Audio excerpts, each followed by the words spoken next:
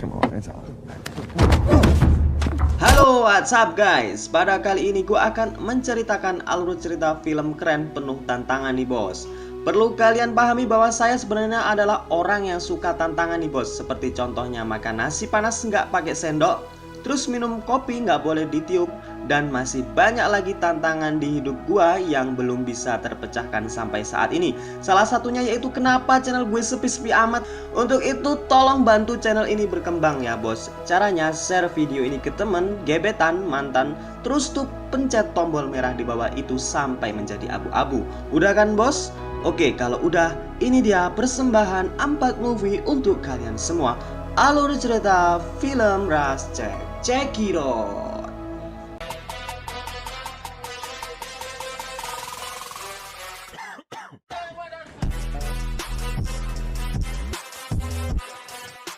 Pada awal film diceritakan ada wanita cantik yang bernama Sawyer. Ia terlihat sedang melakukan maraton pagi agar tubuhnya selalu sehat. Dan tak lama kemudian Sawyer mendapat pesan dari perusahaan tempat ia melamar pekerjaan yang berisi undangan interview nih bos. Terlihat ia merasa sangat gembira karena pesan tersebut. Bergegas kemudian ia menyiapkan segala sesuatunya, kemudian ia mengecek tempat lokasi yang akan dia tuju. Keesokan harinya Sawyer yang tidak lagi sabar dengan interview, ia segera menuju tempat interview yang dimaksud. Namun pada saat di perjalanan Sawyer mendapat masalah pada aplikasi petunjuk arah di handphonenya. Akhirnya dengan terpaksa ia mencari jalan alternatif lain agar ia tidak terlambat untuk mengikuti interview kerjanya. Dan terlihat jalan yang diambil adalah jalan yang menuju ke hutan dengan kondisi jalan tersebut kecil dan sepi. Ia merasa bahwa tidak pernah sekalipun dalam hidupnya melewati jalan ini dan ia hanya mengandalkan petunjuk dari aplikasi Google Map untuk sampai di tempat tujuan. Hingga pada suatu ketika ia diarahkan pada suatu persimpangan yang ditunjukkan oleh aplikasi mapnya. Namun tak diduga map telah membohonginya karena jalan tersebut ternyata telah ditutup dan ia langsung balik arah. Singkat cerita, Sawyer yang merasa aneh dengan jalan ini, akhirnya ia putar arah jalan. Dan benar saja ada 2 orang laki-laki yang sedang mengintainya dari jarak jauh. Karena tak ingin ditipu lagi oleh mapnya, Sawyer kemudian membaca peta di luar mobilnya. Dan tak lama dari kejadian tersebut datanglah 2 orang yang mengintainya tadi mendatangi Sawyer dan pura-pura akan membantu Sawyer dan sedikit memberi gombalan. 2 orang pria tersebut diketahui bernama Buck dan Hollister dan nantinya akan saya singkat namanya menjadi 2 buaya aja ya bos, biar lebih familiar gitu. Sawyer yang terganggu dengan kedatangan 2 buaya tersebut merasa tidak enak. Kemudian Sawyer mencoba masuk ke mobilnya dan memilih tidak melayani 2 buaya tersebut. Namun Holly kemudian mencoba menghalanginya dan kalau dilihat-lihat Holly dengan tidak sopannya melecehkan Sawyer dengan meremat bagian belakang Sawyer anjir. Sontak saja perbuatan tersebut membuat Sawyer marah dan melawan dan baku hantam yang tak seimbang pun terjadi.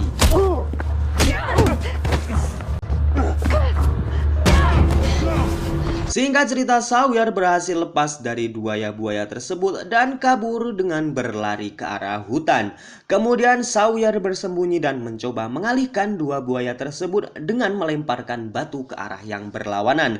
Dan 2 buaya bodoh tadi tertipu dengan Sawyer yang berhasil selamat. Namun Sawyer masih takut untuk bangkit dari persembunyiannya. Alhasil Sawyer terpaksa bermalam di hutan tersebut sendirian. Keesokan harinya kita diperlihatkan oleh seorang polisi yang bernama Sheriff. Ia mendapat kabar dari rekannya bahwa ada sebuah mobil yang tidak berpenumpang berada di pinggir jalan. Tak lama kemudian Sheriff menuju ke TKP. Ternyata mobil yang dimaksud adalah mobilnya Sawyer. Sheriff kemudian menghampiri rumah Holly dan Beck yang kebetulan tidak jauh dari kejadian tersebut.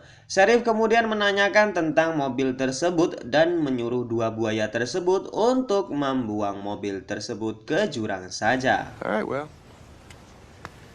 I tried. Singkat cerita, mobil dibuang oleh buaya-buaya itu dan terlihat Sawyer berada di bawah jurang melihat mobilnya yang jatuh dari atas jurang. Kemudian Sawyer mengambil HP yang berada di dalam mobilnya untuk meminta bantuan. Saat ia melihat HP-nya, ia sangat terkejut karena banyak panggilan dari keluarganya yang tengah mencarinya. Singkat cerita, dua buaya tadi menemukan sobekan jaket yang digunakan Sawyer untuk membalut lukanya. Karena dua buaya ini berpikiran bahwa Sawyer masih hidup dan akan melaporkan kejadian ini ke polisi, dua buaya ini berusaha mencari Sawyer dan mendatangi tempat di mana mobil Sawyer tadi dibuang. Namun sayang sekali Sawyer tidak lagi di tempat dan pergi mencari bantuan menggunakan HP-nya. Bagaikan jatuh tertimpa tangga, ya itulah yang dialami Sawyer saat ini karena sampai larut malam ia tidak menemukan sinyal dan ketika ia akan mengirim pesan suara, baterai HP-nya habis dan HP-nya pun mati. Jir, apes banget Sawyer ini ya. Tak habis dengan itu, Sawyer yang sudah 2 hari tidak makan merasa sangat lemas dan tiba-tiba kepalanya pusing dan kemudian pingsan. Dengan tatapan yang kabur, Sawyer melihat ada sosok laki-laki yang menolongnya dan membawa ke rumahnya. Dan ketika terbangun, Sawyer mencoba kabur dan ia dihentikan oleh orang yang menolongnya tadi malam. Diketahui pria ini bernama Lowell. Scene berpindah ke kantor polisi. Kita diperlihatkan dengan anggota polisi yang datang. Ia adalah Nick. Nick mencurigai bahwa Holly dan Buck adalah pelakunya karena Nick mengetahui bahwa Holly dan Buck sering bertemu dengan Cheryl. Di sisi lain terlihat tangan Sawyer yang diikat oleh Lowell. Lowell khawatir dengan Sawyer karena seringkali Sawyer mencoba melarikan diri. Kemudian terdengar suara mobil yang datang dan Sawyer seketika berteriak meminta pertolongan. Namun Lowell dengan sigap membungkam mulut Sawyer dan mengatakan yang datang adalah dua buaya yang mencelakai Sawyer di awal film tadi. Holly dan Buck kemudian bertanya kepada Lowell tentang wanita yang hilang tadi malam. Diketahui Lowell adalah sepupu dari Holly dan Buck. Lowell kemudian mengatakan bahwa ia tidak mengetahui wanita yang dimaksud. Dua buaya tersebut merasa aneh dengan sikap Lowell dan Buck mencoba masuk untuk memeriksa rumah Lowell. Dan benar saja, tidak ada apa-apa di dalam rumah Lowell. Sawyer berhasil kabur dengan memotong tali dengan menggunakan cairan kimia. Singkat cerita, Sawyer mencoba ke tepi danau untuk menenangkan suasana hatinya. Tak lama kemudian Lowell berhasil menemukan Sawyer dan kembali membawa Sawyer ke rumahnya. Di sisi lain, para polisi sedang berunding untuk memecahkan masalah bahwa ada seorang wanita yang hilang beberapa hari ini. Dan polisi tersebut menyuruh Cheryl mencari wanita itu. Akhirnya Cheryl menemui dua buaya tadi untuk mencari wanita itu agar bisnis haram mereka tidak terbongkar oleh polisi. Diketahui Cheryl, dua buaya, dan Lowell adalah orang yang mengedarkan narkoba di wilayah ini. Dan Lowell sendiri adalah sang peracik narkoboy. Mereka berpikir bahwa karena kejadian ini bisa saja bisnis haram mereka terbongkar semuanya. Pada keesokan harinya, Lowell mengatakan kepada Sawyer bahwa dirinya adalah sang juru masak narkoboy. Lowell bermaksud mengajari Sawyer tentang alat dan bahan untuk memasak narkoboy. Beberapa saat kemudian Lowell menyuruh Sawyer pergi ke danau karena sebentar lagi dua buaya tadi akan datang untuk membawa bahan-bahan narkoboy. Beralih ke kantor polisi, Sheriff kemudian menyuruh Nick untuk pulang menemui keluarganya karena hari ini sedang diadakan selamatan yang dilaksanakan keluarganya. Saat Nick akan masuk ke mobilnya, Nick teringat masih ada barang yang tertinggal di kantor. Ia dikejutkan dengan percakapan Sheriff dan Buck di telepon. Seketika Sheriff yang kaget dengan kedatangan Nick mencoba mengajaknya keluar dan tiba-tiba Sheriff membunuh Nick karena Nick telah mengetahui dalang di balik ini semua. Pada malam harinya, Sheriff menyuruh dua buaya tadi membuang mayat Nick agar tidak bisa ditemukan oleh para polisi. Pada keesokan harinya datang polisi yang bernama Joe. Ia menanyakan perkembangan kasus wanita yang hilang di wilayahnya dan ia merasakan bahwa wanita itu masih belum bisa ditemukan. Maka Joe akan segera melakukan pencarian dengan timnya sendiri. Rust Creek all the way through to Black Ridge. Sheriff yang curiga dengan Lowell, ia kemudian mendatangi dua buaya tadi dan mengambil paket narkoboy. Ia kemudian berpesan untuk mendatangi Lowell dan melihat apa yang terjadi di dalam rumahnya.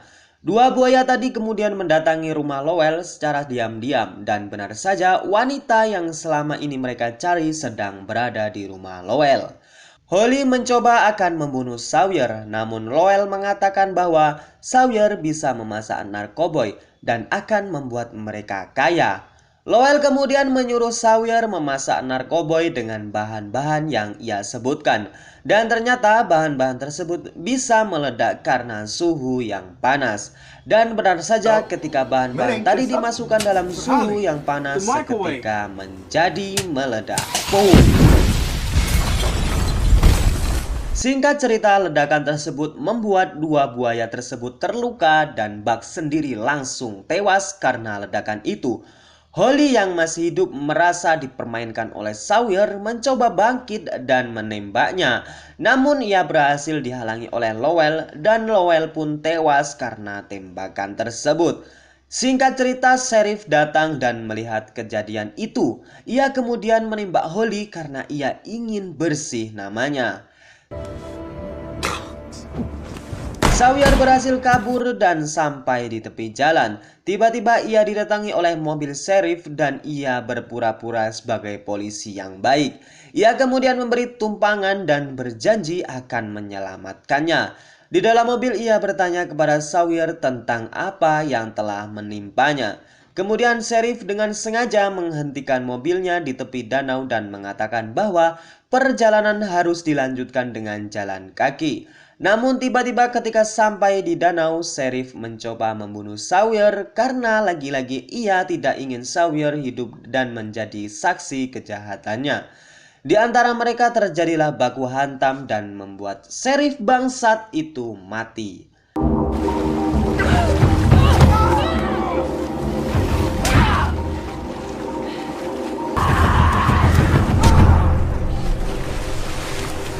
Dan scene berakhir ketika Sawyer kembali menemukan jalan utama dan ditemukan para polisi yang dipimpin oleh polisi baik yang bernama Joe.